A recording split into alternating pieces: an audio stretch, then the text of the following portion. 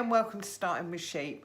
This is probably the only video that I'm going to get to film in the warm. But this is going to cover all about the paperwork that will need to be done before and after you get your sheep. So don't let it be too daunting to you. I know it can be daunting, but it's really not as bad as what it looks. There's lots of information you can get online about keeping sheep and the regulations required, but I'm just going to run through some of the basics. One of the first things you'll need to do before getting your sheep is to register for a county parish holding number. You can do that by going to www.gov.uk/guidance/sheep, and you then apply for this county parish holding number. Now, when you get your county parish holding number, it will be a 9-digit number like this. You'll have 2 figures there, which is the county that you live in.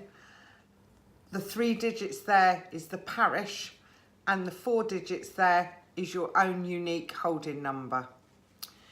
If you don't do it before you put your sheep on that land, you must do it within 1 month.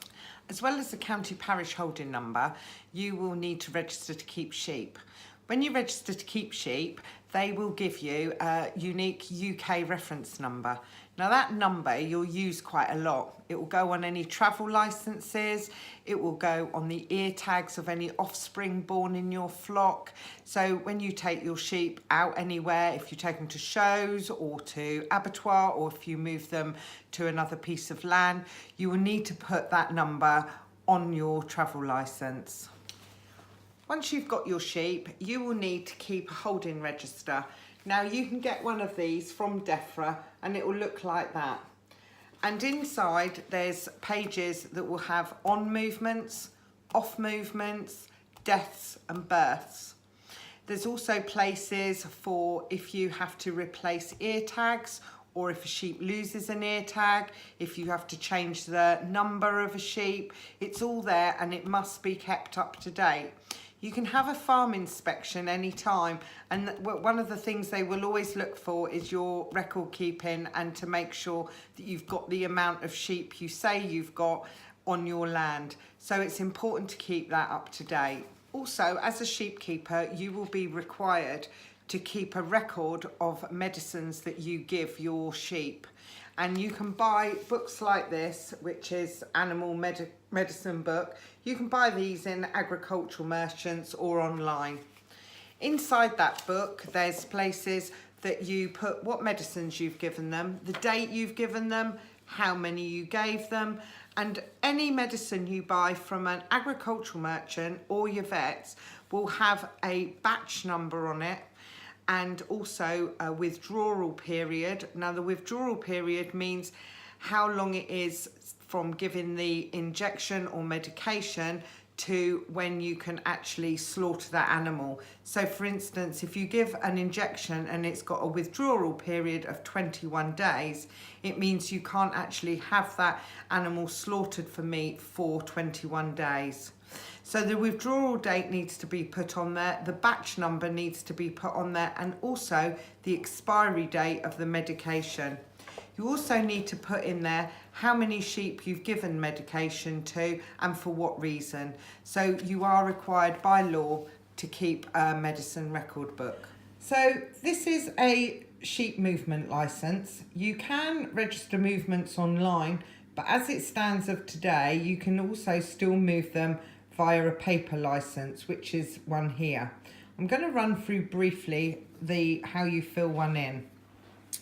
It's very basic and it's quite self-explanatory, but you've got the holding number of where the sheep are coming from, the name of the address of the farmer of where they're coming from, and the address of where the sheep are going to. Then you've got this box, how many animals you're moving, and their UK numbers alongside their individual numbers. You'll find this information on your sheep's ear tags. Then the farmer who is selling you your sheep will sign and date this, his email address, and then along here it's got the date you're departing with your sheep, you've got the time the first animal's loaded, the time of departure and your expected time of journey. For the sake of this exercise, I'm assuming that you're collecting your sheep, so you will be the receiving keeper as for the transport details.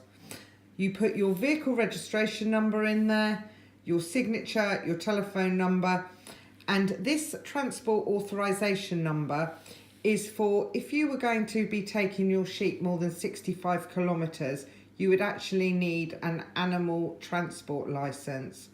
So as long as you're travelling them under 65 kilometres, you don't need to fill that in.